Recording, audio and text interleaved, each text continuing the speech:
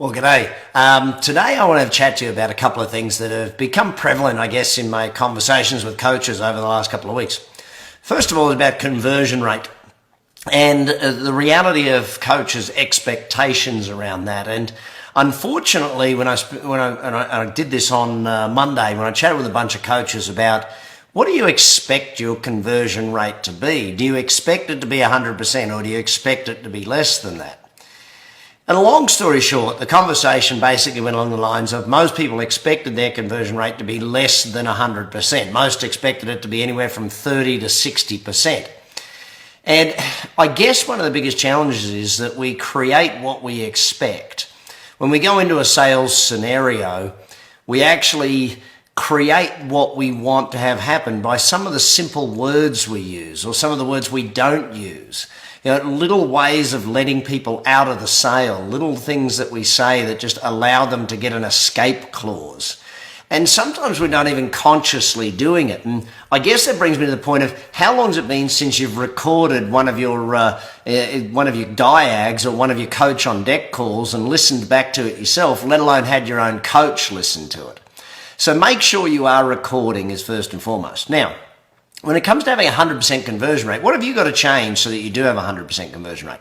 One of the great coaches at ActionCOACH, Tim Jones, put it very simply the other day. He said, a funnel is supposed to be like this. You put people in at the top and gradually some will get to the bottom where one-to-one coaching is. Whereas what most coaches are doing is they've got the funnel this way. They've only got one-to-one coaching at the top and they're trying to ram people into the top of the funnel and wondering why it doesn't actually work that way. To get a 100% conversion rate, you've actually got to have a range of products and a range of services to afford for people. So, if all you had to get a 100% conversion rate, all you got to do is sell a book to people. So if you had a set of the books in your car, if you had and this is the thing, if you have a $100 a month program or like a book club or a profit club, if you have a $500 a month program, your mentor club, if you have, these are the things where we need to be very clear that the only way to get to 100% conversion is to have what you need to have available so that you can actually make the sales to people. If you don't have those things available, it's very hard to go and get a 100% conversion rate. And look, these people are chatting with you. There's no reason why they won't buy. They've committed time, energy, and effort to meeting with you. They want to buy. That brings me to the second point. Are you listening for what they want to buy, or are you still trying to sell them what you want to sell them? Too many of us, let me be really blunt. People keep giving you buying signals around things, but you keep trying to sell them one-to-one coaching. Someone might say they want assistance with a recruitment. Great, so do a recruitment package. Someone might say they want assistance with disc. So good, sell them the disc profile, start there. You don't have to start with one-to-one coaching. You've got to listen for and take the signals of what it is they are looking to buy. It could be systems, it could be help with leadership, it could be training, there's so many things that if you're not really listening to understand what it is they're aiming to buy, then in essence, it's not only you're trying to put them in the top of the funnel and jam them in there, which is kind of an awful visual, I guess, but not only that, even if you did have the funnel up this way, you're not listening to what they want all up in here. You're saying, well, hang on, I've got to get you to the bottom of the funnel immediately and do it that way. So I think what we've got to really understand is that we can get a 100% conversion rate. If someone is meeting with you, you can get a 100% conversion rate. There's no two ways about it. A book is 100% conversion. Remember that.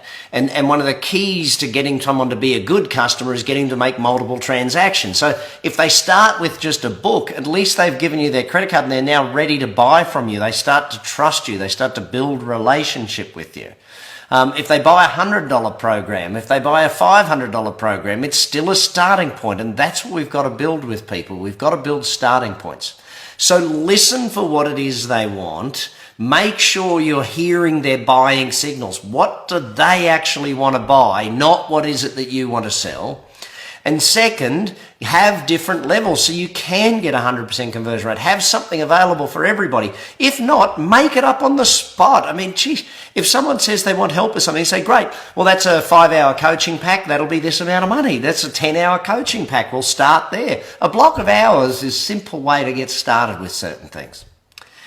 So first subject of today, 100% conversion rate. You've got to listen for what they want. You've got to make sure that you're sitting there with the people that you've qualified them. You've done the 13 steps. Now, 100% conversion rate is one thing. By the way, at the bottom of this video, I want you to type your BFO. What's your biggest learning on this? Especially my ActionCOACH coaches who were on that call with me the other day. Second thing I want to cover off on today, and not or.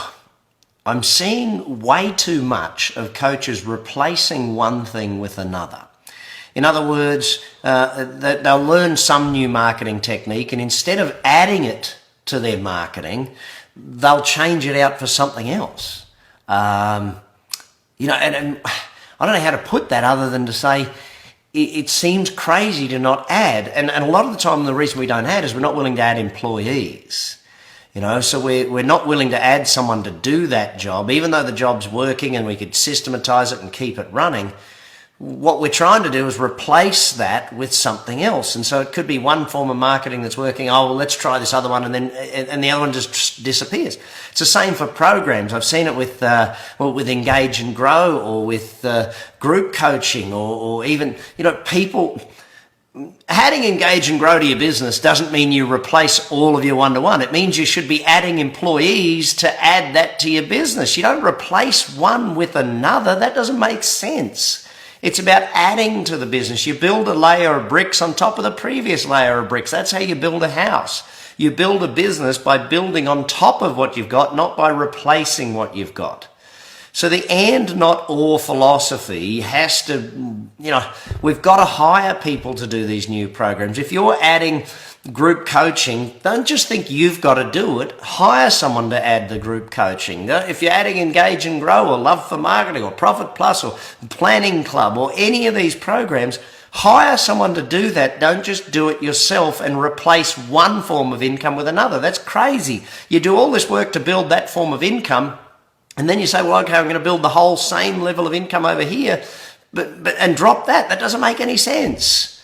Marketing-wise, sales-wise, coaching-wise, even with your clients, and not all kicks in with your clients. If your client had to hire someone to add an extra program, you would coach them to hire someone to do that. So do the same for yourself. And not all. So today's messages, 100% conversion rate. Listen for what they want, offer what they want, sell them what they want, so you get 100%, even if that's just a book to get them started. Second one, add, don't subtract. Add programs, become an and, not an or. Don't replace one form of income or one form of marketing or one form of anything with another form. Add to what you're doing. Hope you have a great day. Please write your BFOs below. What's your biggest learning out of this session, so we can all take away great lessons. Thanks for your time today. Good luck. Have a great day and keep coaching.